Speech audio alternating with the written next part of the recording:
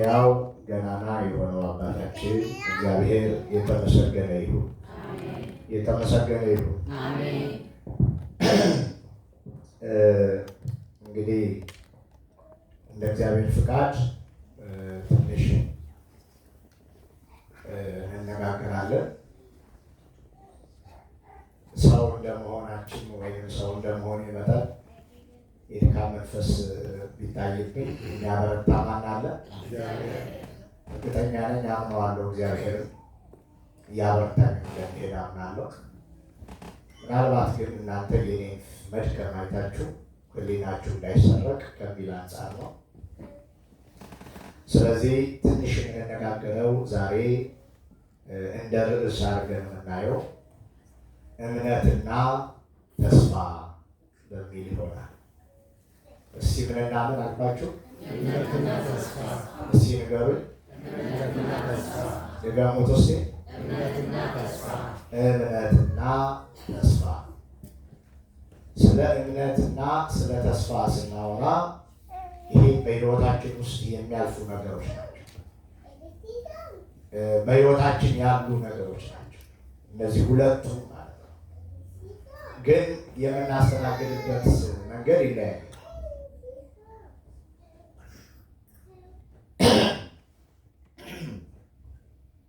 የምናስተናግድበት ስራችሁ እምነትን የምናይበት የምንቀበልበት መንገድ የየራሳችን መጠን ልክ አለ።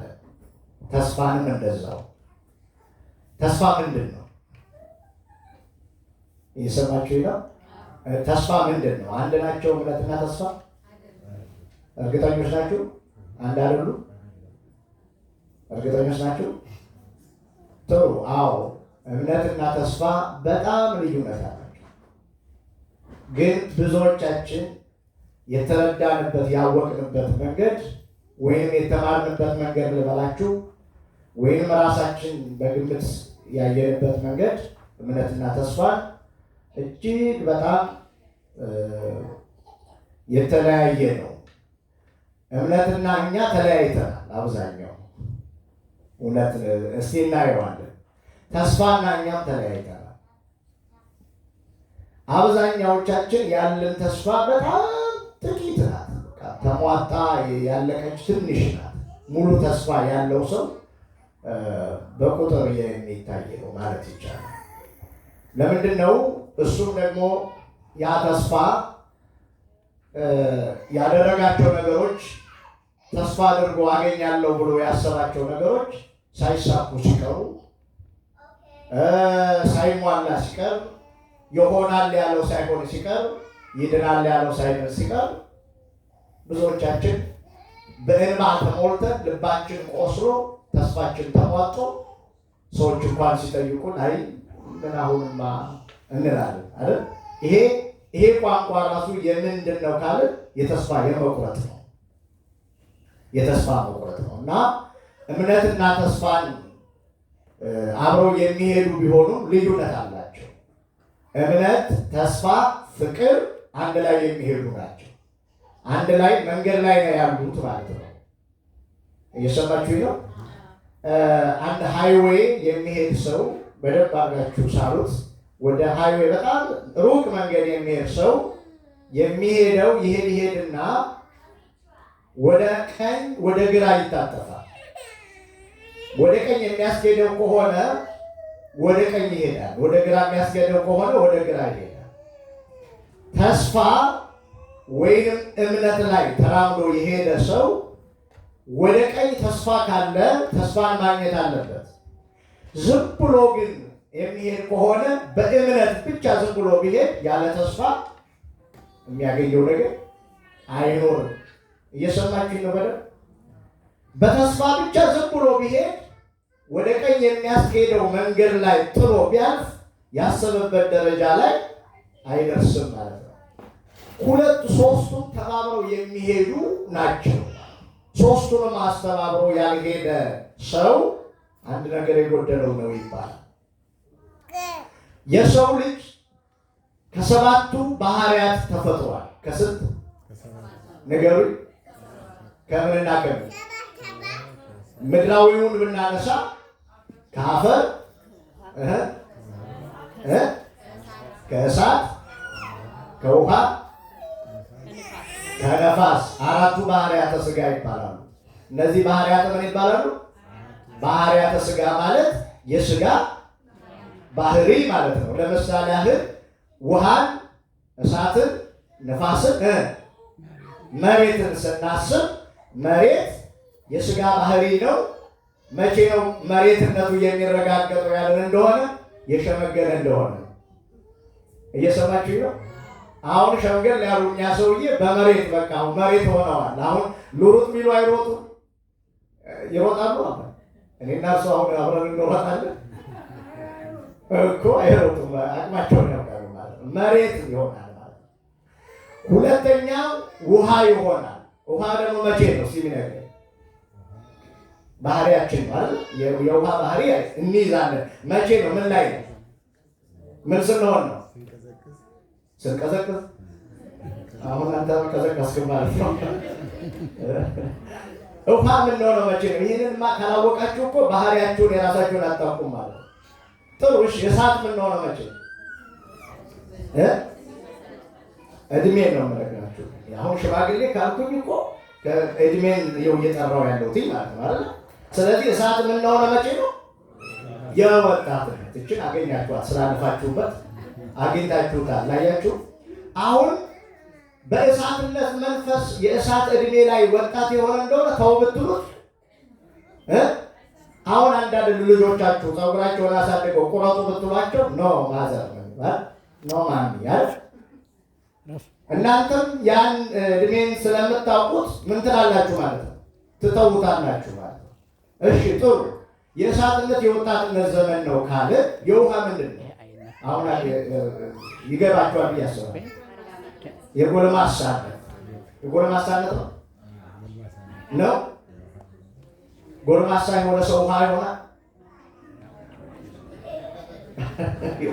የውሃ ባህሪ ይኖረዋል።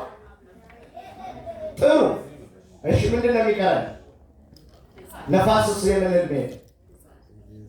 የህፃናት። አሁን ይሄ ልጅ እዚህ ጋር ስትዩት እዛ ጋር ይሄዳል። ነፋስ እንደማይጨበጥ ህፃናትንም ለመጨበጥ ከባድ ነው። አንዴ መሬት አርግኝ ይላል፣ አንዴ ዘኝ ይላል አይደል? አንዴ እሳቱን ይነካል፣ አንዴ ወደ ውሃ ይገባል።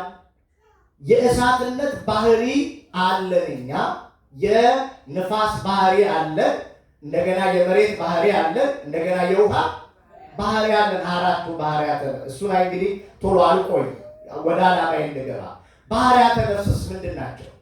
የነፍስ ባህሪ የሚባሉ አሉ። ንገሩኝ። የነፍስ ባህሪዋን ንገሩ። ባህሪ ነፍስ ባህሪ አሁን ቅድም ያወራ ነው የስጋ ባህሪ ነው አይደል? የስጋ ጸባይ እንደማለት ነው አይደል? ስለዚህ የነፍስ ባህሪ ምንድን ነው? እሷ የተፈጠረችበት ነው። እሺ በቃ በገባችሁ ግለጹልኝ። እሺ ህያዊት፣ ነባቢት፣ ለባዊት። እሺ ባህሪው በገባለት ነባቢት ማለት ምን ማለት ነው? መናገር ነው። ለባዊት ማለት ምን ማለት ነው? ምን ማለት ነው? ማሰብ ነው። እሺ ህያዊት ማለት ደግሞ ህያው መሆን የማትሞት ናት። እየሰማችሁ ነው? በዚህ ምድራዊ የምትሞት አይደለችም ማለት ነው። እሷ ሞተች የሚባለው ከማን ስትለይ ነው? ከእግዚአብሔር ስትለይ ሞተች ይባላል እንጂ የምትበሰብስ የምትሞት አይደለችም። እንደ ስጋ የምትበሰብስ አይደለችም ማለት ነው። ባህሪዋ አፈጣጠሯ። ስለዚህ ከዚህ የስጋን ባህሪ ከነፍስ ጋር አዋህዶ እምነትና ተስፋ፣ ፍቅር ሊኖረው ይገባል አንድ ሰው ማለት ነው። እምነትና ተስፋ። ተስፋ የሌለው ሰው ወደፊት መሄድ አይችልም። በተስፋ መኖር ካልቻለ ማግኘት የሚገባውን አያገኝም። ሰው ተስፋ ከቆረጠ ከመኝታው አይነሳም። ምሳሌ ያህል ልስጣችሁ። ከአልጋ ላይ ለመነሳት ወደዚህ ስትመጡ አንድ ተስፋ አድርጋችሁ መጣችኋል ዛሬ አይደለ? የት እንደምትሄዱ ንገሩኝ እንጂ ቤተክርስቲያን እንደምትሄዱ ተስፋ አድርጋችኋል። በምናችሁ?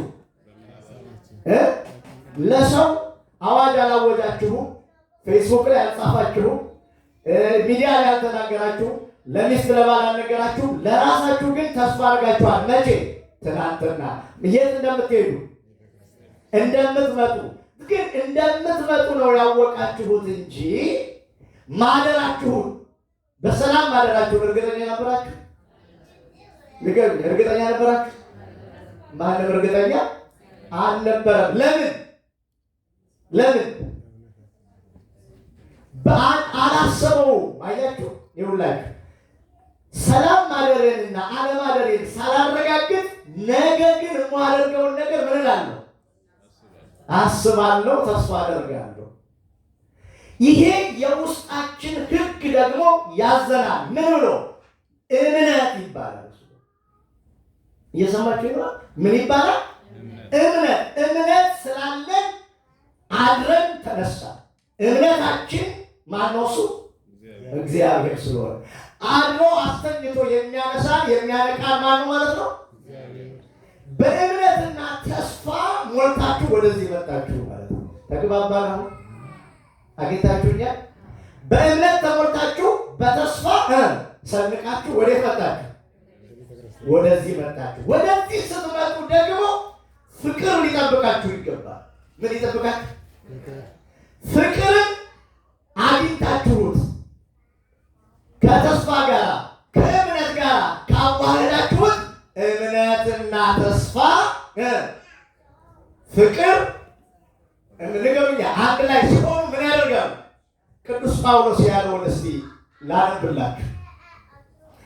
አንደኛ ቆሮንቶስ ምዕራፍ 13 ከቁጥር 13 እንዲህ ይላል፣ አሁንም እነዚህ ሶስቱ ይላል እምነት፣ ተስፋ፣ ፍቅር ጸንተው ምን ይላሉ? ድገሙልኝ።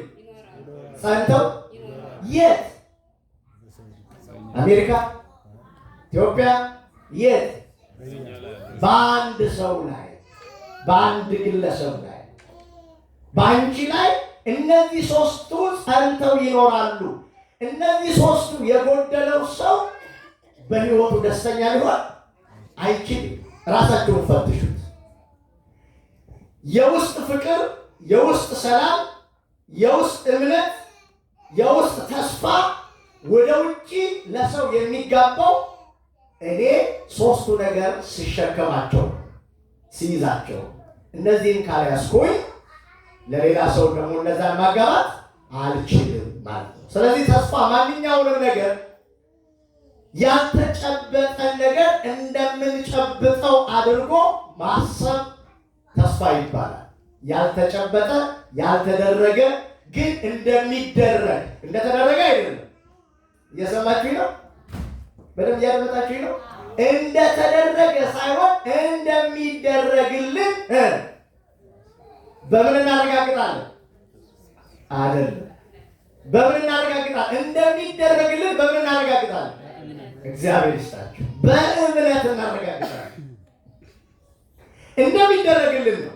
እምነት እንደሚደረግ ሲናገር፣ እምነት ደግሞ ተስፋ እንደሚደረግ ሲነግረን፣ እምነት ደግሞ እንደተደረገ አድርጎ ያምናል። ምሳሌ አልመስላችሁ። አንድ ታማሚ ሆስፒታል አልጋ ላይ የተኛ ሰው እድናለሁ ካለ ምን አለ ማለት ነው? እድናለሁ ነው ያለው። ምን አደረገ? በተስፋ ተሞላ ማለት ነው። እድናለሁ፣ እግዚአብሔር ያውቃል፣ እግዚአብሔር ያድነኛል ካለ ተስፋ አለው ማለት ነው አይደል? ድኛለሁ ካለስ አምኗል። ድኛለሁ ካለ እያመመው ራሱ አያመው። ይህን ታውቃለህ? የሰው ባህሪ እንደው ታማችሁን ታውቃላችሁ?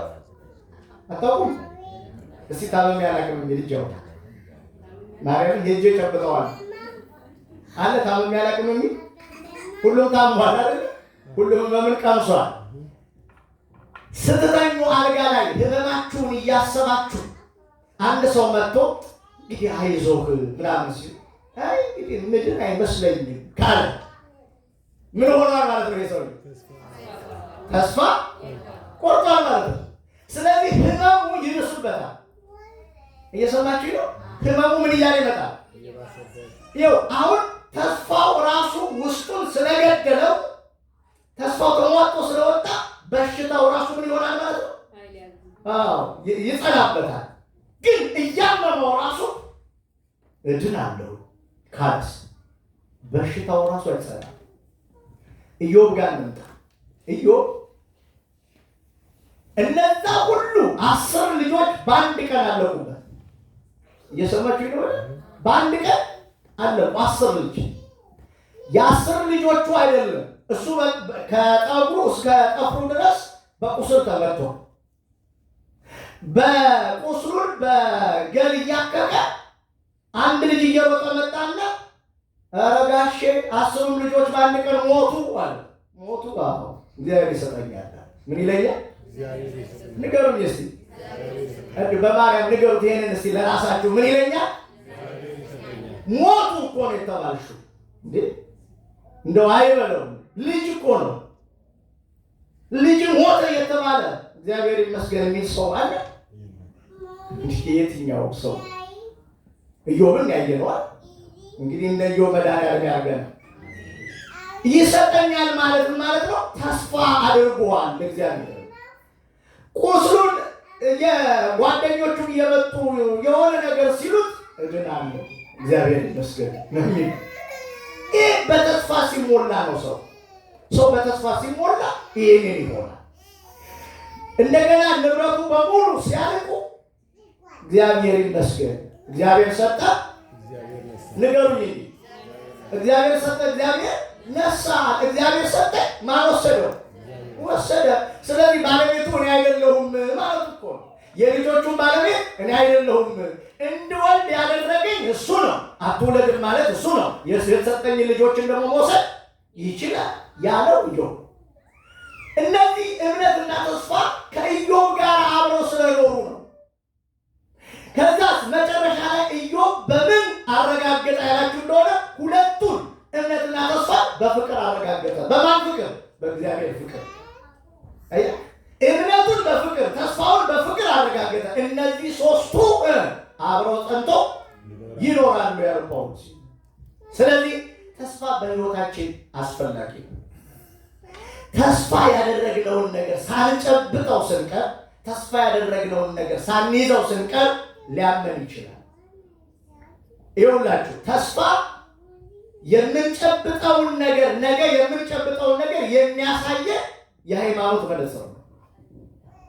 የሃይማኖት መነጽር ገብቷችኋል? አጉሌ መነጽር ሩቅ ሆኖ ያሳያል አይደል? እነዚህ ወታደሮች ጥላትን እንደዚህ የሚያዩበት አለ የለም? ለምን ለማድረግ ነው? ጥላትን ለመምታት እኮ ማለት። እኛ ጥላታችንን የምንመታበት ዋናው መነጽራችን ምንድነው? ተስፋ ነው። ተስፋ ከእግዚአብሔር ጋር የሚያገናኘን ድልድይ ነው። ተስፋ የቆረጠ ክርስቲያን በኋላ እናየዋለን፣ መጨረሻ ከእግዚአብሔር ጋር ሊገናኝ አይችልም። ምክንያቱም እምነት ከተስፋ ጋር አብረው ስለሚሄዱ። ተስፋ የሌለው ሰው እምነት ሊኖረው አይችልም። ምሳሌ አሁን ምን አንሳላችሁ? ሰማዕታት፣ ቅዱሳን፣ ጻድቃን ተጋደሉ አላችሁ አይደል? እነ ቅዱስ እስጢፋኖስ በሐዋርያት ሥራ ምዕራፍ 6 ላይ ተስፋ የሚያደርጋትን መንግሥተ ሰማያት እወርሳለሁ፣ ተስፋ የማደርገውን እግዚአብሔርን አገኛለሁ በማለት ራሱን በድንጋይ እስከሚወግሩት ድረስ እነሱ የድንጋይ ናዳ እያወረዱበት እሱ ግን ትኩር ብሎ ሰማይን ይመለከት ነበረ። ሰማይ ተከፍቶ ኢየሱስ ክርስቶስ በአብ ቀኝ ተቀምጦ አየው ይላል። በምን? በተስፋ መነጽር። እየሰማችሁ ነው? በእምነት መነጽር ተስፋ ያደረገውን ኢየሱስ ክርስቶስን በእምነት አይን በአብ ቀኝ ተቀምጦ አየው። እኔና እናንተ በተስፋ መነጽር በእምነት አይን ተስፋ ካደረግን ማየት የሚገባንን ማየት እንችላለን። ማየት የሚገባንን እናገኛለን። ቅዱሳን የተጋደሉት እነ ገብረ መንፈስ ቅዱስ፣ እነ ተክለ ሃይማኖት፣ እነ ቅዱስ ጊዮርጊስ፣ እነ ቅዱስ አርሴማ፣ እነ ክርስቶስ ሰምራ ልጆቿን 12 ልጆቿን ሁሉ ጥላ ለእግዚአብሔር ራሷን የሰጠች ክርስቶስ ሰምራ ተስፋ ያደረገችውን እግዚአብሔርን ተስፋ ያደረገችውን መንግሥተ ሰማያትን ለመውረስ ነው። ሌላ ምን ነው? የኔና የእናንተ ስብስብ እዚህ ጋር ተስፋ የምናደርጋትን መንግሥተ ሰማያት መውረስ ነው። እውነት አሰብ የምንወርሰው ግን በተስፋ ብቻ ሳይሆን በምንድን ነው? በእምነትም ጭምር ነው።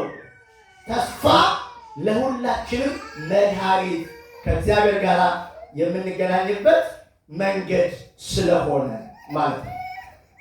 እንግዲህ ተስፋ አንድን ነገር እንዲደርስልን እንዲሆን የምንፈልገው ነገር እንዲሆንልን ስንፈልግ ሊሰጠን ወይም ደግሞ ልንቀበል የምንፈልገውን ነገር እጃችንን ከመዘርጋታችን በፊት እንደሚሰጠን እርግጠኛ የምናደርግበት የምንሆንበት መንገድ ነው ማለት ነው። አንድ ሰው እጁን ከዘረጋ አንድ ለማኝ ስለ ማርያም ስለ መድኃኔዓለም ይላል አይደል? ግን እጁን የሚዘረጋው መጀመሪያ በውስጡ ምን ስላለ ነው? የማግኘት ተስፋ ስላለው። ያልፉኛል የሚል ብዙ ሰው ቢያልፈው ግን ከዛ ከሚያልፉት ውስጥ አንዱ ሊሰጠኝ ይችላል የሚል ምን አለው? በውስጡ ተስፋ አለው። በዮሐንስ በሐዋርያት ሥራ ላይ የምናገኘው ይሄን ነው። ጴጥሮስና ዮሐንስ ወደ ቤተ መቅደስ ሲሄዱ 40 ዓመት ሽባ የነበረ ሰው እጁን ዘርግቶ እባካችሁን እኔ ቆሜ መሄድ ያቃተኝ እናንተ ቆማችሁ የምትሄዱ የሚል ይሄ ቃል በተስፋ የወጣ ቃል ነው። በእምነት የወጣ ቃል ነው። እንደሚያገኝ ተስፋ ያደረገው ቃል ነው። በውስጡ ተስፋ ያደረገው ነገር የጴጥሮስን እግር አሰሩ፣ የነ ዮሐንስን ልብ ማረከ። ስለዚህ ወደ ኋላ እንዲመለሱ አደረጋቸው። ተመለሰና እኛ ብርና ወርቅ የለንም፣ ያለንን ምን እንላለን? እንሰጣለን። በጌታ በኢየሱስ ክርስቶስ ስም ተነሳና ተመላለስ ብሎ ቀኝ እጁን ምንግ አደረገው። የ40 ዓመቱ ሽባ ቆሞ ከነሱ እኩል ቆሞ ወገቡ እየተንቋቋ አቤት እግዚአብሔር ተስፋ ያደረከው በእምነት ስትናገረው ምን ይሆናል ማለት ነው?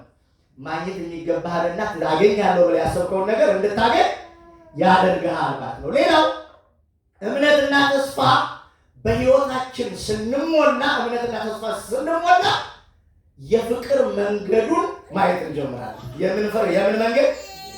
የፍቅር መንገድ ማየት እንጀምራለን። እምነትና ተስፋ የሌለው ሰው ፍቅር ሊመሰርት አይችልም። ተስፋ የቆረጠ ሰው ፍቅር አለው? ንገሩኝ። ተስፋ የቆረጠ ሰው ተሳዳቢ ነው፣ ጠጪ ነው። እየሰማችሁ ነው? ተስፋ የቆረጠ ሰው በምንም አይነት ቋንቋው ራሱ አይጣፍጥም፣ ለሚስትም ለባልም አይመችም። እና አንድ ጊዜ ምን ነው ተስፋ ቆርጠሃል እንዴ የምትሉት ሰው አለ አይደል? ልክ እንደዛ ማለት። ለዚህም ነው በሁለተኛ ቆሮንቶስ ላይ ምዕራፍ 4 ከቁጥር 17 ላይ ቅዱስ ጳውሎስ ለቆሮንቶስ ሰዎች የጻፈላቸውን ላንብላችሁ ትልቅ መልእክት ስላስቀመጠ 4:17 ላይ እንዲህ ይላል። አንድ የእምነት መንፈስ አለ ይላል። አንድ የእምነት መንፈስ አለ። መጽሐፍ አመንኩ ስለዚህም ተናገሩ እንዳለ እኛም አመንን ስለዚህ ተናገርን። ጌታችን ኢየሱስ ክርስቶስ ያስነሳው እርሱ እኛንም እንደርሱ እንደሚያስነሳ ተስፋ እናደርጋለን። አሁን በዚህ በቅዳሴ ላይ ሁልጊዜ በተለይ በዚህ በቅዳሴ ዲዮስቆሮስ ላይ ስለ ትንሣኤ ሙታን ይነገራል። ስለ ትንሣኤ ወንሴፎ ትንሣኤ ሙታን ወሕይወተ ዘይመጽእ ለዓለመ ዓለም ወንሴፎ ትንሣኤ ሙታን እንዳለ ምን እንላለን? ተስፋ እናደርጋለን። ደግሞ ምን እንላለን? እናምናለን። ተስፋ ያደረግነውን ነገር በእምነት የሚያረጋግጥልን ምንድን ነው? እምነት ነው ማለት ነው። ለይተን እንድናየው። ሌላው እንግዲህ እምነት ተስፋ ነው። እምነት ምንድን ነው? ተስፋ ነው። ይሄ እምነት ተስፋ ነው የሚሉ ሌሎች የሃይማኖት ተቋማት ናቸው። እምነት ተስፋ ሊሆን አይችልም። ይችላል? ንገሩኝ። እምነት ተስፋ ሊሆን ይችላል? በፍጹም አይችልም። እምነት ተስፋ ሊሆን አይችልም። ተስፋ ደግሞ እምነት ሊሆን አይችልም። የየቅላቸው። ስለዚህ እምነት ተስፋ አይደለም። እምነት ተስፋ የሚቀጥለው ደረጃ ላይ እንደምንድረስ የሚነግረን እንጂ የሚያረጋግጥልን ደግሞ ምንድነው? እምነት ነው። በእምነት እንይዛለን፣ እንጨብጣለን። በተስፋ ደግሞ እንሄዳለን። ወደምናገኝበት ቦታ። ይኸው ይሄ ቤተክርስቲያናችን ተስፋ ናት። ራሷ ቤተክርስቲያናችን ምንድን ናት? ተስፋ ናት። ለምን? መንግሥተ ሰማያት እንገባለን። የት? በተስፋ ቤተክርስቲያን ውስጥ ሆን ተስፋ የምናደርገው እግዚአብሔር መንግሥተ ሰማያትን ያወርሰናል በሚል ማለት ነው። ተስፋ አስፈላጊ ቢሆንም ተስፋ ብቻ ካለ እግዚአብሔርን ማግኘት፣ እግዚአብሔርን መቀበል ወይንም እግዚአብሔር እንደሚሰጥ ማረጋገጥ አንችልም። ተስፋ ግን በእምነት ሲደገፍ ሊሰጠን ያዘጋጀነውን እግዚአብሔር እንደምንቀበል በእምነት ምን እንላለን? እናረጋግጣለን። የመጀመሪያው ደረጃ በእግዚአብሔር ቃል ተስፋ ማድረግ። የመጀመሪያው ቃል በእግዚአብሔር ምን ማለት? ተስፋ ማድረግ። ሁለተኛው ደረጃ ተስፋ ያደረግነውን ነገር በእምነት መያዝ ወይንም ምን ማለት? መጨበጥ። ሌላው እምነት ተስፋ የምናደርገውን ነገር በእጃችን የሚያስገባውን እምነት የምናደርገውን ነገር በመንፈስ እጃችን ላይ እንደሚቀመጥ በልባችን እናምናለን። እንመጣለን መጨረሻ ላይ። ለምሳሌ አሁንም ቅድም ምሳሌ ልንገራችሁ።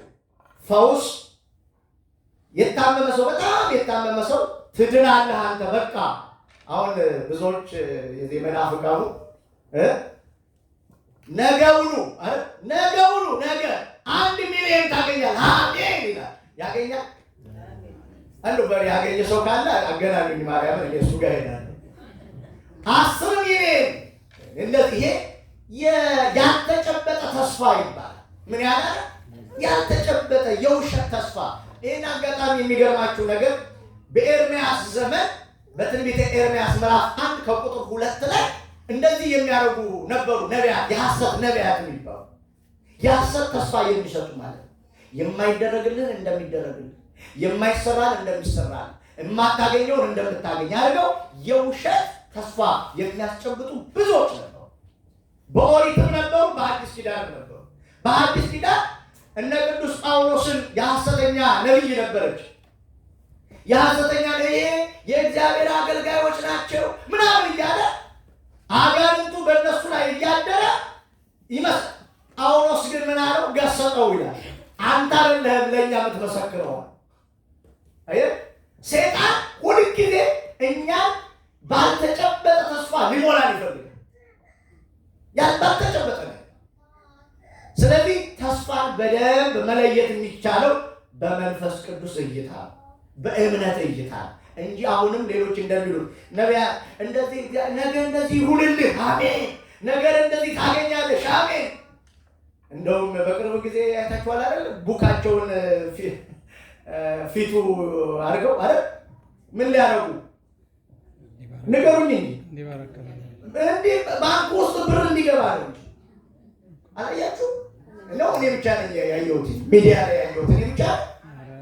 ቡካቸውን አምጥተው በነብዩ በሰባኪው ፊት እንዳለ ቡኩን ዘረገፉት።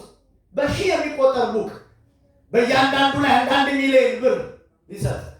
ሁሉም ወሰዱ ቤታቸውና በጣም ይገርም ቤታቸው ወሰዱ። ሳምንት፣ ወር፣ 2 ወር ምንም ብር የለ፣ 1 ብር አልገባም። በስንተኛው ቀን እንደው ባለፈው መጥቼ እንዲህ ብዬ ነበረ፣ ግን ምንም ብር ሊገባልኝ አልቻለም። ምንም አልገባም። በቃ ገና ኔክስት እንደገና ይገባልሃል፣ አምጣ ቡክህን ያመጣዋል። ስንት ብር ነው ያለው ባንክ ላይ? 200 ሺህ አለ። 100 ሺህ ብሩን እዚሁ አስገባ። ከዛ 1 ሚሊዮን ይሰጥሃል። ምንድነው ኮሚሽን የሰራው ማለት ነው አይደል? ከሆነ ማለት ነው ከገባ ኮሚሽን እየሰራ ነው ወይ? 100 ሺህ ብር ሰጠ። እንኳን 1 ሚሊዮን 1 ብር አልገባል። 100 ሺህ ብሩን ግን ለማን ሰጠው? ይሄ ሰው ይከሰሳል። ማን ይከሰው? ንገሩኝ እንጂ ማንም ሊከሰው ይችላል። ማንም ሊከሰው አይችልም። ምክንያቱም በእምነት ነው የሰጠው፣ ለቤተክርስቲያን ነው የሰጠው። ይሄ ወስደህብኛል እንዲህ አድርገብኛል ማለት አይችልም። ግን አንዳንድ ጊዜ እኛ የምንሄድበት መንገድ ይሆናል ያለው ነገር በሰው ላይ እንደገፍና ሰውን ተስፋ እናደርጋለን። ወይን አጎቴ ወይን ገንዘቤን ባንክ ቤት ያለው አሁን አብዛኛዎቻችሁ ባንክ ቤት ያስቀመጣችሁ ብር ተስፋ ላደረጋችሁ በማለት አንወሻሽ ንገሩኝ እንጂ አሁን ትራምፕ ያባረረ ብላችሁ አታውቁ እንዴ? ለምን እንወሻሻለን? እንደው በበዳ አባ እኔ ለምን እንደምንወሻሽ አይገባኝም። እኔ እንኳን ባንክ ብር ስለሌለኝ እኔ እሱ ተስፋ አላደረኩም የለኝም። ብዙ የመጣሁትም እንደናንተ አይደለም። እናንተ ግን ያ 100 200 ሺህ ያላችሁ አሁን ቄስ ሲጠይቃችሁ 100 ከዛች 200 እሷንም ለመስጠት እኮ ተለምነሽ ለምነሽ ያገኘሽው ግን ለምን ተለምነሽ ተጫለሽ እና ግን ባንክ ያለውን ገንዘባችንን ምን እናደርጋለን? ተስፋ እናደርጋለን። አንዳንዶቻችሁ ደግሞ ከሱ ከባንኩ ይልቅ ደግሞ አባ ሲታመሙ ምንድነው ተስፋ የሚያደርጉት? ኢንሹራንስ አለ እግዚአብሔር ይመስገን የሚሉ ሰዎች ገጥመውኛል። ኢንሹራንስ የህይወት መድን ሊሆን ይችላል። ንገሩኛ። ኢንሹራንስ ያላችሁ ሰዎች ኢንሹራንስ አይደለም ተስፋችሁ፣ የህይወት መድናችሁ ማን ነው? ንገሩኛ። ተስፋ የምናደርገው እግዚአብሔር እንጂ ተስፋ ያደረግነው ኢንሹራንስ አያድንም። ሆስፒታል ድረስ ሊያደርሰን ይችላል፣ ወይም አልጋ ሊይዝልን ይችላል፣ ወይም ትኬት ሊቆርጥልን ይችላል፣ ወይም ደግሞ ባለፈ እርግጠኛ ነኝ ቀስ ብላችሁ ክፈሉ ልትባሉ ትችላላችሁ። እንደገና ኢንሹራንሳችንን ተስፋ አድርገን ሆስፒታል ገብተን እግርህ ይቆረጣል ልንባል እንችላለን። እጅ ይቆረጣል ዓይንህ እንዲሆናል ልንባል እንችላለን። ግን ተስፋ ያደረግነው እግዚአብሔር ግን ኢንሹራንሳችን እሱ ከሆነ ንገሩኝ እንጂ የመዳናችን ተስፋ ይሞላል። ይቆረጣል የተባለው ይጠገናል፣ ይወድቃል የተባለው ይነሳል፣ ይሞታል የተባለው ይድናል። ተስፋ እግዚአብሔርን ማድረግ ያስፈልጋል ማለት ነው። እውነተኛ ተስፋ ከእግዚአብሔር ዘንድ ነው ያለው። እውነተኛ ተስፋ ከቤተ ክርስቲያን ነው ያለው። እውነተኛ ተስፋ በጸሎት ነው የምናገኘው እንጂ ቅድም እንዳልኳችሁ የሐሰት ነቢያቶች እንደሚናገሩት አይደለም። ከሐሰተኞች ተስፋ ከሚሰጡ ከሐሰተኛ ነቢያት ራሳችንን እንድንጠብቅ መድኃኔዓለም ይርዳል። እንግዲህ ተስፋ የጨበጡ ቅዱሳን እግዚአብሔርን አግኝተዋል። እነማን አገኙ? ቶሎ ልበልላችሁ። እነ ሙሴ፣ ኤልያስ፣ ኤልሳ፣ ዮሴፍ፣ ኢዮብ፣ ቅዱስ ጳውሎስ፣ እነ ዳዊት ተስፋ ያደረጉትን እግዚአብሔርን አግኝተውታል። በምን? በእምነት። እነዚህ ሰዎች ኃጢአት አልሰሩም ማለት ግን አይደለም። ኃጢአት ሰርተዋል። ሁሉ ኃጢአትን ሰርተዋል። የእግዚአብሔርን ክብር ጎድሎታል። ግን ኃጢአት ቢኖርባቸውም ተስፋ ያደረጉት እግዚአብሔር ግን ምን አላቸው? አልጣላቸው። አይጣለን። አሁን መድኃኔዓለም ተስፋ እናደርጋለን አናደርግም? ተስፋ ያደረግነው እግዚአብሔር ሁላችንንም አይጣለን። ድንግል ማርያምም የተናገረችው ተስፋ ያደረገችው ልጇን ድንግል ማርያም ተስፋ ያደረገችው ልጇን አምላኳን ፈጣሪዋን እግዚአብሔር ተስፋ ያደረገችው ልጇ ዛሬ ለክብር አበቃት። እየሰማችሁኝ ነው? ዛሬ ለዓለም ሁሉ መድኃኒት እንድትሆን አማላጅ እንድትሆን አድርጎ ሰጣት። እስመሬ ሕማማ ናመቱ ናሁ እምይእዜሰ ያስተብጽሑኒ ትውልድ ሁሉ ምን ይሉኛል? ብፅዕት ይለኛል። ተስፋ ያደረገችውን እግዚአብሔር ምን አደረጋት? ቅድስት ንጽሕት አደረጋትና የዓለም ሁሉ አማላጅ የዓለም አማላጅ አድርጎ ሰጣት። ተስፋ ካደረግነው እግዚአብሔር ከዛ በላይ ሊሰጠን ይችላል። ዮሐንስ አፈወርቅ ተስፋን በአራት መንገድ ገልጦታል። ዮሐንስ አፈወርቅ የማይታየውን እንደሚታይ የማይደረገውን እንደሚደረግ አድርጎ ማመን፣ ሌላ ደግሞ ቃል ኪዳንም አድርጎታል። ለምሳሌ አንድ ባልና ሚስት እየሰማችሁኝ ነው? አንድ ባልና ሚስት ሲጋቡ ቀለበት ያስራሉ። ከኔ ጋር ናችኋል? ምን ያስራሉ? ቀለበት ያስራሉ። ይሄ ቀለበት ምንድን ነው? እሱ ተስፋ ነው። ተስፋ ነው። እየሰማችሁኝ ከሆነ ስለዚህ ቅዱስ ዮሐንስ አፈወርቅም ያለው ይሄንን ቃል ኪዳንም ጭምር ነው ብሎታል። ስለዚህ አሁን ለምሳሌ አንድ አምቡላንስ እየጮኸ ይሄዳል።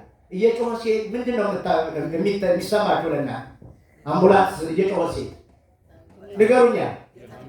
የታመመ ሰው ይዞ አንዳንዶቹ እዚህ ሀገር ደግሞ የሰማሁት ምንድነው በአምቡላንስም ደግሞ ምንድነው በመኪና ይገጫሉ አሉ። አውቀው ይገጫሉ። ምን ለማግኘት ንገሩኝ። ገንዘብ ለማግኘት አዎ የኢንሹራንስ ገንዘብ ለመብላት ነው። በተለይ አንድ ቦታ ላይ አንድ 6 ጊዜ የተገጨ ኢትዮጵያዊ ያለ 6 ጊዜ ተገኝቷል እና ምንም ስራ የለውም፣ ግን ቤት አለው በደምብ ሰርቷል እየዳን መጨረሻ ላይ ምን ሆነ አሉ 7ኛ ላይ አንዱ ለፍቶት አለቀ። ተስፋ አንዳንድ ጊዜ ራስ ብለህ ተነስተምት ያልሆነ ተስፋ ውስጥ ተገባ አስቸጋሪ።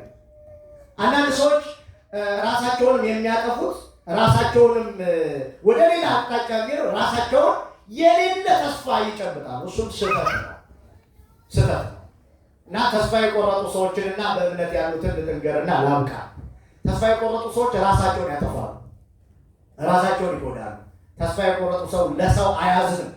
አመመኝ የምትለው ምን አገባኝ ይላል። ተስፋ ቆርጧል ራሱ ህመሙ ያንተ ህመም አይመለከተውም።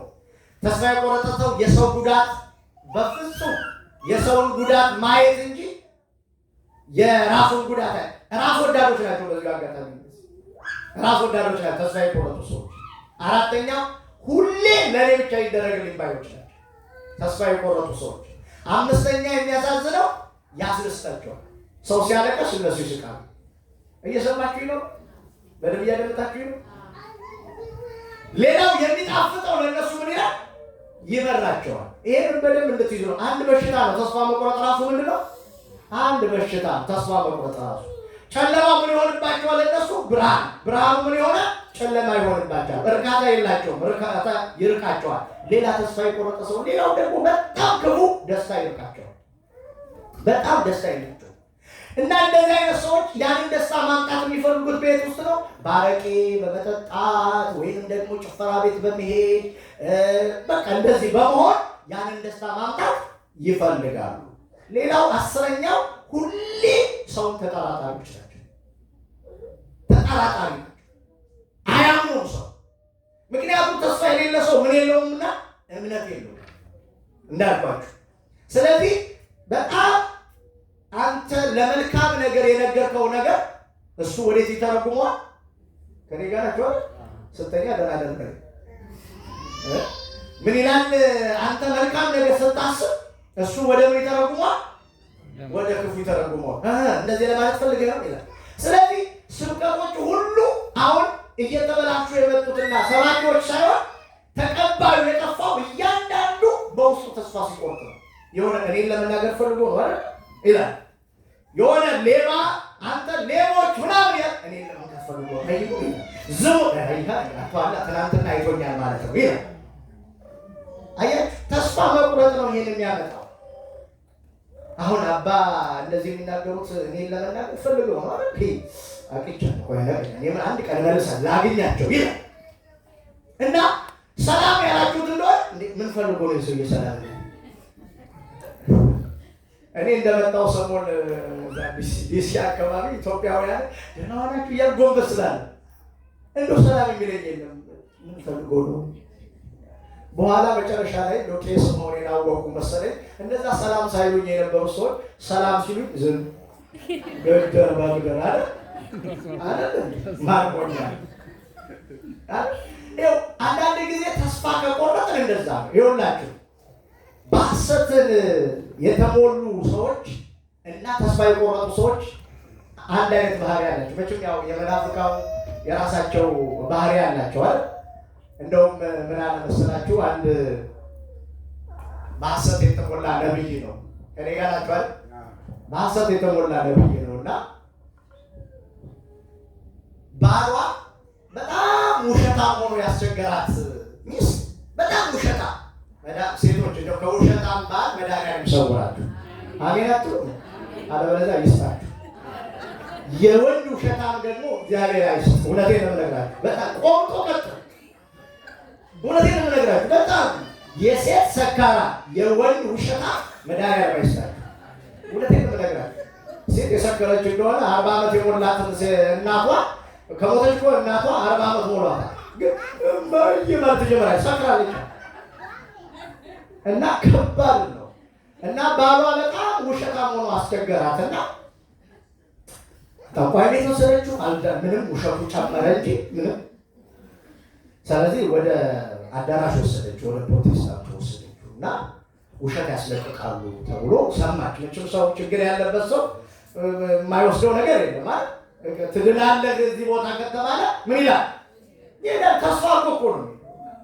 ተስፋ አድርጎ እንደገና እዚህ ቦታ እኮ የጸበል እኮ ምናምን እምነትሽን ባይሆን ትሄጃለሽ።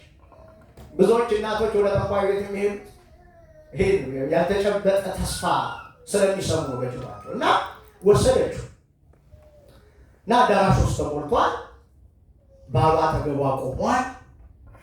ሰባኪው ፓስተራቸው ኢየሱስ ጌታ ነው እያለ አንቺ ጣለተ ያን ሰባኪ ታውቂዋለሽ? ኧረ አላውቀውም ዛሬ ነው የመጣሁት። ሳይወለድ በፊት እኔ እኮ አውቀዋለሁ ያለ ሳይወለድ እንዴት ታውቀዋለህ? ተናደደች። ባሰበት በቃለችና ወደ ቤቷ ግን ለማንኛውም ተስፋ አልቆርጥም አለችና መጣች። በሁለተኛው ነገ አለ ፓስተራቸው ወይም ሰባኪያቸው በመንፈስ ቅዱስ ልትሞሉ ስለሆነ በምን ልትሞሉ? በማርያም በደንብ አድርጋችሁ። እኔ አሁን ያልተጨበጠን ተስፋ ነው ለማወቅና ውሸትንም የውሸት ተስፋ ለመናገር ፈልጌ ያልተጨበጠ ተስፋ የውሸት ተስፋ የሚሞሉ ሰዎች ስላሉ ነገ በመንፈስ ቅዱስ ልትሞሉ ስለሆነ ሁላችሁም ገላችሁን ታጥባችሁ በቢጃማ ልትሆኗል። ምን ሊሞላ ንገሩኝ። በደንብ አታዳምጡኝም ማለት ነው። ምን ሊሞላ? መንፈስ ቅዱስ እንደ ውሃ ቸፈስ አድርጎ ምን ሊያደርግ ነው? ሊሞላ ነው። እንደዛ አይሆንም። እሷም ደስ አለ። ምክንያቱም መንፈስ ቅዱስ የተሞላ ሰው ጉሰር አይዋሽም። ስለማይዋሽ ባሌ መንፈስ ቅዱስ ከተሞላ አለቅ እኔም እሞላለሁ ብላ ገላዋን ታጥባ እሱም ገላውን ታጥቦ በቢጃማ አዳራሹ ሞሉት። ሁላችሁም መጣችኋል? አዎ። በሉ ድምፃችሁን ከፍ አድርጋችሁ እንዲህ በሉዋል።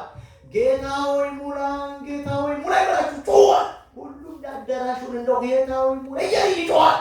እሱም ከሚስቱ አጠገብ ቆሞ ጌታ ሆይ ሙላን፣ ጌታ ኧረ ቀስ በል ዝም በይ እባክሽ።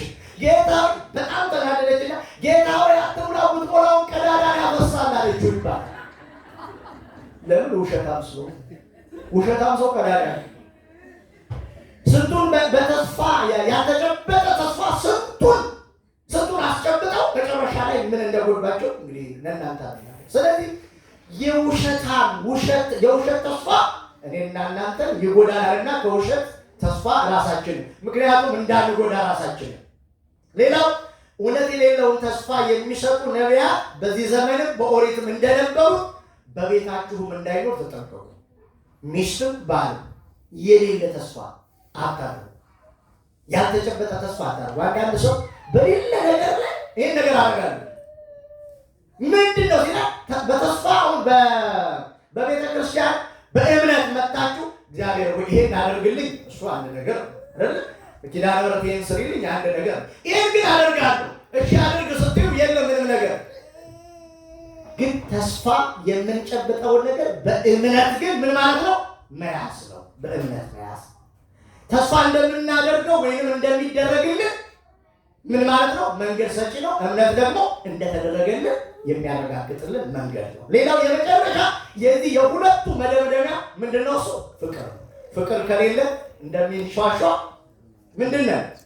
ጸናጽል። ፍቅር የሁሉ መሰረት ነው። የሁሉ መሰረት ነው። ቅዱስ ጳውሎስ ለቆሮንቶስ ሰዎች ምዕራፍ 13 ላይ ምዕራፍ 12 ይቅርታ፣ ምዕራፍ 12 ሁለተኛ ቆሮንቶስ ማለት ነው። ምዕራፍ 13 ላይ እንዲህ የሚል እናገኛለን። እምነት፣ ተስፋ፣ ፍቅር አንድ ላይ ጸንተው ይኖራሉ ካለ በኋላ ምን አለ? እምነት፣ ተስፋ ያለው ሰው አይቀናም። ምን አይልም? በማርያም ምን አይልም? አይቀናም። ሁለተኛ አይሳደብም። ሶስተኛ ሰው አይጠላም። ሰው ምን አይልም? አይጠላም። ቅናት። አሁን አንዳንዶቻችሁ በባላችሁ የምትቀኑ ይላል ሴቶች አንቺ እንድትሆኝ ትችላለሽ፣ ግን የምትገና አይነች አንዳንድ ሴቶችማ ቅናት ከሌለኝ ምን ፍቅር አለኝ ይላሉ ካልቀናውበት። ወንዶች ሳትቀኑ ምን ዝም አካባቢ ቁስል ነካሁኛ። አሁን ሽቅርቅር ብላ ብትወጣ የት ልትሄጂ ነው አትልም? ምን ነው ዝም አልክ? አሁን ቁስልህን ነካሁኛ ቅድም ቁስል የሰው ቁስል ስለሆነ ሳቃችሁ፣ አሁን የራሳችሁ ቁስል ሲሆን ግን አኮረፋችሁ። ቅናት ነቀርሳ በሽታ። ስለዚህ ተስፋ፣ እምነት፣ ፍቅር ያለው ሰው አይቀናም። ከቅናት ራሳችንን ምን ማለት ነው ማንጻት ያስፈልጋል። ሌላው ይታገሳል። እምነት፣ ተስፋ፣ ፍቅር ያለው ሰው ምን ይላል? ይታገሳል። ለሁሉ ምንድነው? ታጋሽ ነው። ትዕግስት አለው። ትዕግስተኞች ናቸው። ትዕግስት ማለት አንድና አንድ ሰውን ብቻ መታገስ አይደለም፣ እግዚአብሔርን መጠበቅ ጭምር። ምን ማለት? ተስፋ ያደረግከውን ነገር በእምነት ምን ማለት? መጠበቅ። በእምነት መጠበቅ። ይታገሳል። ዛሬ ባይሆን የዛሬ ዓመት ይሆናል። የዛሬ ዓመት ባይሆን የዛሬ 20 ዓመት ይሆናል። በምን ደግሞ እሱ ተስፋ በምን ይደረጋል? በተስፋ ማለት ነው። በተስፋ የ20 ዓመት መጠበቅ በእምነት መጠበቅ ማለት ነው። ስለዚህ ፍቅር የሁሉ መሰረት ስለሆነ እነዚህን ሶስቱን ይዞ የሄደ ሰው ታጋሽ ይሆናል። ሌላው የመጨረሻው በተስፋ በእምነት በፍቅር ስንኖር ያልተጨበጠ ሁሉ በውስጣችን ምን ይላል? እንደተጨበጠ እናምናለን። ያልተደረገ ሁሉ በሽታ ሁሉ ከውስጣችን ይጠፋል። እናቴ በ102 ዓመቷ ነው የሞተችው እና ቁርባን ትሄዳለች እና በጣም አሟት አትሂጂ እንላታለን። ቤተ ክርስቲያን ሲሄድ ግን የለ ትላለች። ይገርመኛል። አሁን እንግዲህ ያልተማሩ አሁን ያልቆጠሩ ፊደል ያልቆጠሩ እናቶች እንግዲህ እንዴት ቤተ ክርስቲያን ሲሄድ ታየኛለህ ድኜ እመጣለሁ፣ ድና ቆርባ ትመጣለች። እየሰማችሁ እማወራችሁ ተረት አይደለም፣ እውነተኛ ነው። እምነታቸው ተስፋ አድርገው የሚመጡት ነገር በእምነት አግኝተው ትሄዳለች። በእምነት ይዘሽ ትሄጃለሽ። እና አንዳንድ ጊዜ የኛ እምነታችን በጣም የላላ ስለሆነ ከባድ። ሐዋርያት እንኳን ኢየሱስ ክርስቶስን በጣም እምነታቸው በጣም እምነት ጨምርልን አሉት። ምን ጨምርልን? እምነት የሚጨምር ጨምርልን እምነት ብለው ጠይቀውታል። እምነታችን በጣም የላላ የሚያደርገን ከተስፋ መቁረጥ ጋር የተያያዙ ስለሆነ፣ ስለዚህ መጀመሪያ ተስፋ በጣም እናድርግ። ተስፋ ያደረግነውን ደግሞ በእምነት እንጨብጥ። የጨበጥነውን በፍቅር ደግሞ እናኑረው። አሁን እቺ ቤተክርስቲያን በተስፋ የምትጠብቋት ቤተክርስቲያን ናት። ታድጋለች አታድግም? አሁን ሩዋይዩ ታድጋለች እቺ ቤተክርስቲያን አታድግም? በምንድን ነው? አባ ተስፋ አላቸው። ሁሌ የሚነግሩኝ አሁን ከመጣው ጀምሮ እውነቴን ነው የምነግራችሁ። ተስፋ ቤተክርስቲያኒቱ አድጋ እንደዚህ ሆነን ይላሉ። ጥሩ ነው። የአባ ተስፋ ከቤተ መቅደሱ ከጀመረ ወደ እናንተ ሊጋባ ይገባል ማለት ነው። ወደ እናንተ አጋቡት። ተስፋ ይኑራችሁ። አሁን ዛሬ እርግጠኛ ነኝ 50 ሰው መጥቷል። አይሆንም? 50 ሰው 50ችሁ ተስፋ ይኑራችሁ። እየሰማችሁ ነው? 50ችሁ ተስፋ ይኑራችሁ። አንድ በህይወታችሁ፣ ሁለት በቤተ ክርስቲያናችሁ ተስፋ አድርጉት። ከዛ 50ችሁ እምነት ይኑራችሁ። እምነታችሁ ደግሞ በፍቅር ምን ይሁን? ይታሰር። በምን? ኧረ በማርያም ነገሩ በፍቅር ይታሰር፣ ይገመድ። ያ የፍቅር ገመዱ በተስፋ በእምነት ጋር ሲዋሃድ ሰይጣን መጥቶ ልበጥስ ቢል አይበጥሰውም። በምንድን ነው የታሰረውና? በፍቅር የታሰረ ነገር አይበጠስም። እስቲ ንገሩኝ፣ በምን? እስቲ በሉ። በፍቅር የታሰረ በሉ አይበጠስም። ፍቅር ማን ነው? አራድ ላይ ንገሩኝ፣ ፍቅር ማን ነው? የታሰርንበት መንገድ የታሰርንበት ገመድ በማን ነው ማለት ነው? በእግዚአብሔር ቃል ነው ማለት ነው። እሱ እምነትን፣ ተስፋ፣ ፍቅርን አንድ ላይ ታስረው ሲያያቸው እንዳይበጠሱ ያደርጋቸዋል ማለት ነው። የማይበጠስ ገመድ ገጥሟቸው ያውቃል? ምን አይነት ገመድ ነው የምትሉ? ልክ እንደዛ ጠንካራ አማኞች፣ ጠንካራ ክርስቲያኖች፣ የዚህ የደብረ ገነት የኪዳነ ምሕረት አማኞች እኮ እንዴት ጎበዞች ናቸው፣ ጀግኖች ናቸው። ለገንዘባቸው፣ ለራሳቸው፣ ለምንም አይሳሱም። እግዚአብሔርን ይወዳሉ መባል አለባቸው። ማንን ይወዳሉ? ገንዘብ ይወዳሉ ይሻላል? እግዚአብሔርን ይወዳሉ? ንገሩኝ እንጂ አረጋግጣችኋል። ትናንትና ማርያም በፍቅር ደስ እንደውም እኮ አቁመነው እንጂ እርግጠኛ ነኝ እንደው ከዛ በላይ ማግኘት እንችላለን። የፍቅር ስጦታ አንተን ይሰጣችሁ ወላዲታ እንደውም ዛሬ እንደው 1-2 ሺህ ሳላገኝ መዳን ምን ነው አቆርፋችሁ ነው በሩን ዝጊ ቆልፊ ማንም ሰው እንዳይሄድ በዚህም አባ በዚህም እርሶም እንዳይሾልኩ በዚህ ዛሬ እንደውም እርሶም ይጠይቃል እና ይሄ የእምነት ተስፋ ፍቅራችንን እንዲያጸናልን ፍቃዱ ይሆንልን።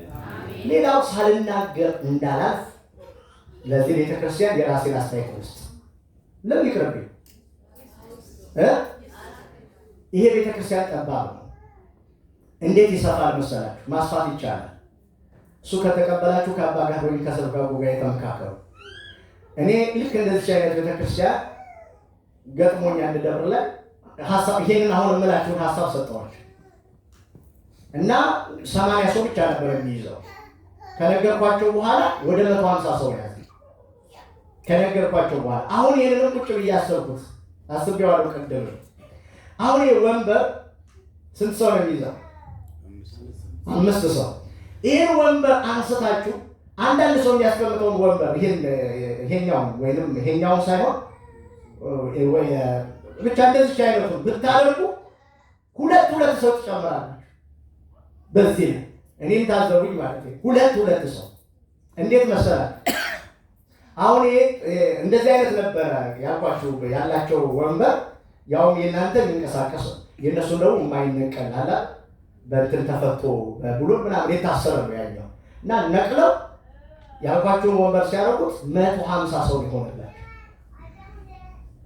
ይሄን ሰው እንዲሞላላችሁ ከፈለጋችሁ ወይንም ሰው ቤቱ ከጠበባችሁ ልላችሁ ፈልጌ ነው። ሰው ከተጨመረ ይሄንን ማድረግ ግድ ነው። ይሄንን እዛኛው አዳራሽ ላይ አድርጎ እነዛ ወንበሮች እርግጠኛ ነኝ 5000 አይሞላም። ወንበሩ ምን ይግዛል ይባል ወንበሩ ራሱ 5000 አይሞላም በእርግጠኝነት ማለት ነው። አንዱ እሱን ብታረጉት፣ ሁለተኛው መዘምራኑ የራሳችሁን እቅድ አውጡና በእቅድ ተመሩና ህዝቡን እንዴት በወንጌል እናስተምር ነው፣ እንዴት ተደራሽ ነው። የአካባቢ ያሉት ክርስቲያኖችን የተኛ እኮ የማይመጣ ይኖራል እኮ በግምትን የምናገር የተኛ ቤተክርስቲያን አልሄድም ብሎ በብዙ አይነት ምክንያት እሱ እንዴት እናምጣ ህዝቡን እንዴት እናምጣው ብላችሁ በደንብ እቅድ አቅዱበት። ሌላው ወንጌል ጧት ከተሰበከ ለእናንተ እንዲመቻችሁ ማታም አብሮ እንዲሰበክ ማድረግ። አሁን ብዙ ጊዜ የትኛውም ደብር ላይ ጧት ይሰበካል፣ እሑድ ማታ ሁሉም ወደ ቤቱ ይሄዳል። እናንተ በ3 ወር አንዴ ጉባኤ ብታረጉ አንድ እሑድ ምሳ በልታችሁ መመለስ ያቀራል። የሰማችሁ ነው ልቶ ያን ማድረግ ወንጌል ለመስበክ እንዲመች ማለት ነው። የጧቱ ጉባኤ ብቻ ቅዳሜ ሰው ላይመጣ ይችላል።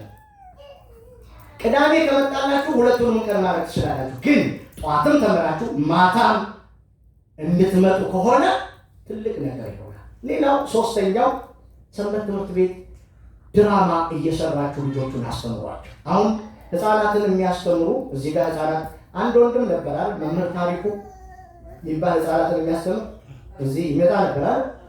አሁን እሱ ከአትላንታ ነው መሰለኝ የሚመጣው አይደል?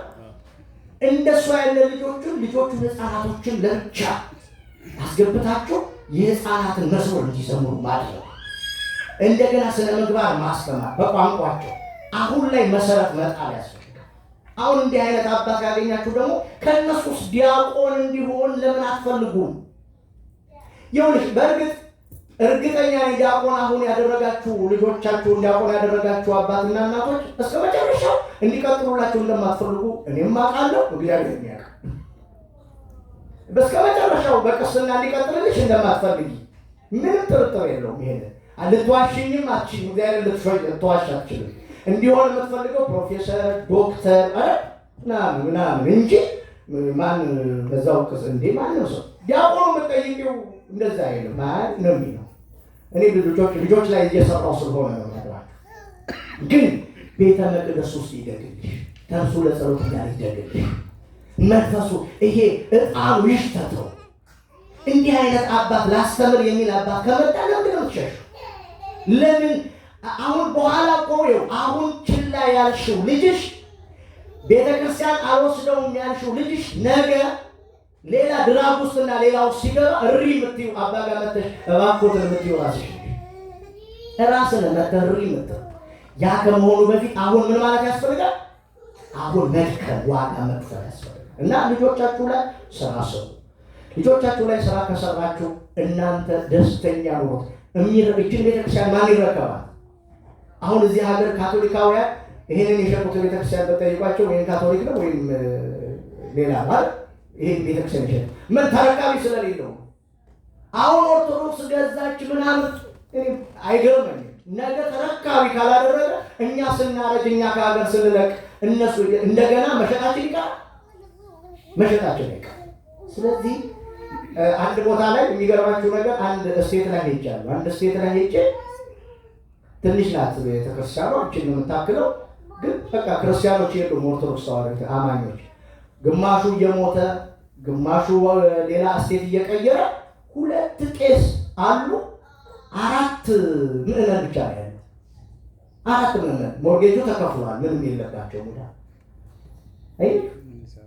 ምክንያቱም ልጆች ላይ ስራ ስላልተሰራ ሁሉም ቦታው ካህን ስለሌለ የሚያስተምር ስለሌለ ለቆ እየሄደ እና እዚህ ላይ እንደሰሩ አደራ ላለው መድኃኒዓለም ይርዳችሁ። አሜን አትሉ? መድኃኒዓለም ይርዳችሁ። በተረፈ እስቲ አሁን እኔ እግዚአብሔር ዛሬ እናንተና ተናግሮኛል።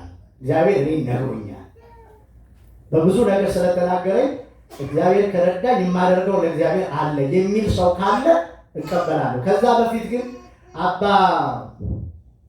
የወርቅ ወንጌል አለ እንዴ አልኳቸው። የወርቅ ወንጌል ለዚህ ለፋሲካ በጣም የሚያስፈልግ ነው። የወርቅ ታውቃላችሁ? ወርቅ ስላችሁ እንትን ወርቅን አይደለም። የወርቅ ወንጌል የሚባለው በእኛ እንግዲህ የሚባለው እዚህ የወርቅ ወንጌል እና በጣም ትልቅ ነው። ለፋሲካ፣ ለስቅለት፣ ለሆሳዕና የሚነበብ ለሕማማቱም የሚነበብ ሕማማቱ ላይ የሚነበብ እና እሱ ብትገዙ አሁን አብይ ጾም ስለሆነ መጪው ደግሞ ፋሲካ ስለሆነ $3000 ነው። እሱን ብትገዙ እኔ 2-3 ሆነ እንገዛዋለን የሚለኝ ሰው ካለኝ ይኸው አባቶች አሉ። እድለኛ የሆነ ሰው ቢገዙ ብትገዙ ደስ ይለኛል። ምን አቆረፋችሁ? ይህ ሰው አይለቀንም እንዴ ዛሬ ምን ማለት? እስቲ ይሄንን እኔ ይርዳኝ፣ እግዚአብሔር ይርዳኝ። ከአንድ ሰው መጀመሪያ አንድ ሰው 1000 እኔ እግዚአብሔር ይርዳኝና ለመግዛት ፈቃደኛ ነኝ የሚል መስቀል ይቅደም፣ መስቀሉ ይቅደም። መስቀል አሁን የእንጨት መስቀል ያየሁት ዲያቆኑ የቀደሰበት አይደል? የሰማችሁ ነው። እና መስቀል የወርቅ መስቀል እሱ ቢቀድም የሚል ነው አባ ያላቸው። ጥሩ እሱም ቢሆን ብዙ አይደለም። እና ተባብረን እንግዛ። የገዛችሁት ይህን ሁሉ አሁን ጽዋ በሚያማምር ጽዋ መኖር አለበት። ይህም አሮጌ ነው፣ አዲስ አይደለም። ግን ሳትጠየቁ ራሱ አባም ሳይጠይቋችሁ መታችሁ መግዛት ምንድን ነው የጎደለው? ይኸው እኔ በጣም የሚገርመኝ ነገር እግዚአብሔር ከሰጠሽ፣ እግዚአብሔር ካደረገልህ ወንድሜ ቤተሰብን ከባረከ ለምን ትለመናለህ? ለምነህ ምን ማለት ነው? ማድረግ ለምነህ ያገኘው ልጅ ያገኘው ለምነህ ነው። ቤት የሰራኸው ለምነህ ነው። ትዳር ያገኘው ለምነህ ነው። ሰላም ያገኘው ለምነህ ነው። ሁሉን ነገር ያገኘው ከማን ለምነህ ነው? በማርያም ንገሩኝ እንጂ ሳትለምን ያገኘው ነገር ካለ ስህተት ነው። እርግጠኛ ነኝ ሁሉንም ለምነህ ነው። ሌላው ሳትለምን የምትፈልገውን አውቆ የሚሰጥ ደግሞ ማን ነው? ሰው እግዚአብሔር ነው። ሳንለምነው የምንሻውን አውቆ የሚሰጠን ያው ለዚህ ነው በቅዳሴ በሶርስ የምንሻውን አውቆ የምንፈልገውን አውቆ የሚሰጠን እሱ ነው። ስለዚህ እስቲ መስቀሉን እናስቀድም። የወንጌሉን ከመጣ 3000 ነው፣ ይሄም 3000 ነው።